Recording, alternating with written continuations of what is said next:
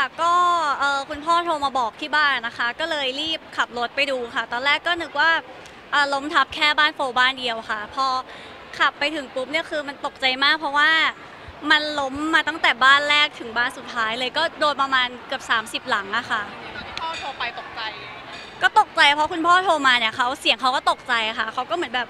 โฟเสาไฟฟ้าล้มทับบ้านเราก็ตกใจว่าแบบเขาเป็นอะไรหรือเปล่าอะไรเงี้ยค่ะแต่พอไปถึงเราก็แบบคุณพ่อก็บอกว่าตอนที่เสาไฟฟ้าล้มเนี่ยเขาอยู่ในบริเวณบ้านก็คือไม่โดนไม่มีอันตรายอะไรอะค่ะในบริเวณเสาที่มันไปตรงส่วนไหนบ้างมันจะทับดาดฟ้าของบ้านค่ะก็จะเป็นชั้น5ชั้นบนสุดนะคะส่วนข้างล่างเนี่ยมันจะมีรถจอดอยู่คันนึงแต่บังเอิญว่าต้นไม้เนี่ยมันรับเสาไว้รถก็เลยไม่เป็นอะไรเลยค่ะมันไปเป็นตรงส่วนไหนบ้างน้องโฟเห็นบ้านหลายคนตกใจเหมือนกันว่าค่ะก็จะเป็นช่วงดาดฟ้าอย่างเดียวเลยค่ะที่ปูนตรงนั้นมันแตกไปแต่ว่าถ้าเกิดในรายละเอียดส่วนแบบโครงสร้างบ้านหรือว่ากระจกอะไรเงี้ยไม่มีอะไรเสียหายเลยค่ะไม่ทราบเลยค่ะทางเรื่องของความรับผิดชอบหรืออะไรเงี้ยค่ะเขากำลังจัดการกันอยู่แต่ว่าเชื่อว่ามันก็คงเป็น10ล้านนะเพราะว่าเสาแบบไม่รู้กี่ต้นล้มลงมาเยอะมากค่ะใช่5-6 ปีก่อนเนาะบ้านไฟไหม้เนาะหลังนี้ด้วยอย่างเงี้ยเราก็เลยแบบรู้สึกว่าก็ยังโชคดีที่ไม่มีใครเป็นอะไรเลยจริงๆแต่ว่าบ้านเนี่ยมันโดนมุมเดิมเลยคือตรงห้องพระคราวที่แล้วก็ไฟไหม้ตรงห้องพระคราวนี้เสาที่ฟาดไปโดนก็โดนฝั่งห้องพระค่ะ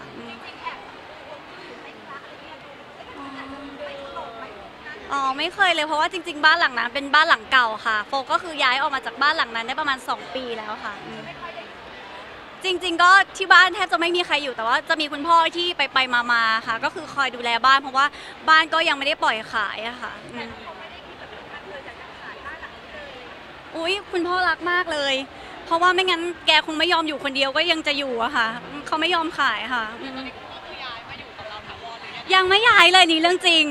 คือหนูก็บอกว่าป้าย้ายมาเถอะเผื่อว่าปูนมันแบบถล่มอะไรลงมาเขาก็เลยไม่เป็นไรเขาอยู่ในบ้านไม่มีปัญหาอะไรอย่างเงี้ยค่ะเขาเป็นห่วงเป็นห่วงบ้านก็เลยยังอยู่ค่ะประเมินหรือวิศวกรที่มาประเมินเขาจะมีผลกระทบไหมคะบ้านที่มันไปหรืออะไรยังไงบ้านมีประกันนะคะ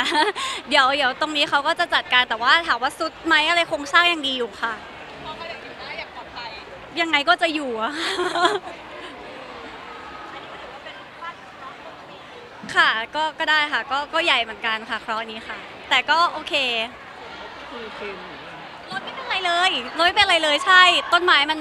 มันรับไว้พอดีค่ะไม่เป็นไรเลยค่ะรถเกาหลีอยู่ๆก็มีข่าวกับก๊อฟเฉยเลยค่ะก็ก๊อฟนั่นแหละเป็นคนชวนโฟบอกว่าไปแฟชั่นกันไหมไปแบบโซแฟชั่นกันไหมอะไรเงี้ยโฟก็เลยว่างอยู่ก็เลยตกลงว่าไปด้วยกันอะไรเงี้ยค่ะ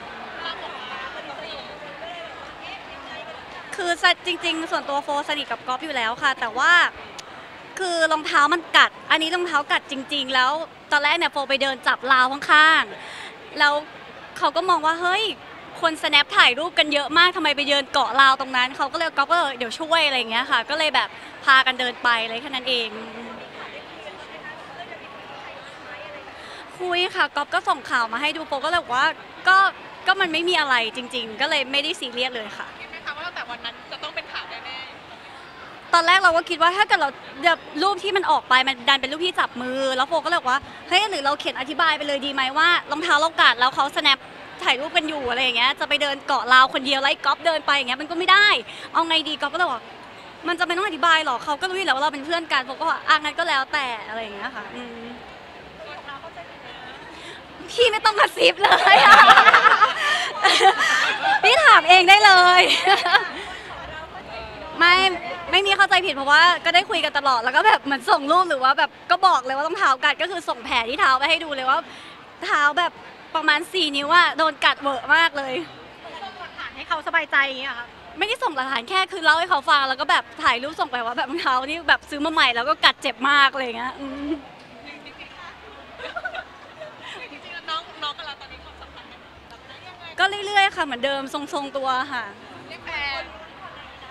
ไม่ต้องลุ้นหรอกค่ะคือยังไงดีคือถ้าเกิดสมมติพูดว่าแฟนเนี่ยเพราะว่าวันหนึ่งก็ต้องมาแบบเผื่ออนาคตจะต้องมา มาแถลงข่าวบอกเลิกกันหรือเปล่าหรืออะไรเงี้ยเราก็ไม่อยากคืออยากให้มันเป็นง่ายๆไปเรื่อยๆมากกว่าค่ะ คนสนิทได้ไหมคะโฟ ก็สนิทค่ะ จริงๆน้องคือน้องเขาให้เกียรติเราหรือว่ายังไงว่าแบบเราชอบแบบนี้แบบนี้ เขาก็แล้วแต่เราด้วยค่ะว่าอยากจะระบุไหมหรือไม่ต้องระบุ ซึ่งโฟรู้สึกว่ามันไม่ต้องระบุก็ได้ แต่รู้ว่าแบบเฮ้ยไปไหนทำอะไรก็คือขอให้เกียรติกันก็เท่านั้นเองก็พอค่ะ ทุกวันนี้สบายใจคุยกับเขาคน ค่ะก็สบายใจแบบนี้ด้วยค่ะ ที่ไม่มองอนาคตยาวๆแบบไหมคะ โฟไม่ค่อยมองอะไรยาวมาก คือมองแค่แบบวันต่อวันก็คือทำทุกวันให้มันดีโฟก็โอเคแล้วอ่ะขอบคุณค่ะ ติดตามข่าวบันเทิงที่นายตะเทนแชนแนลอย่าลืมกด Subscribe กันด้วยนะ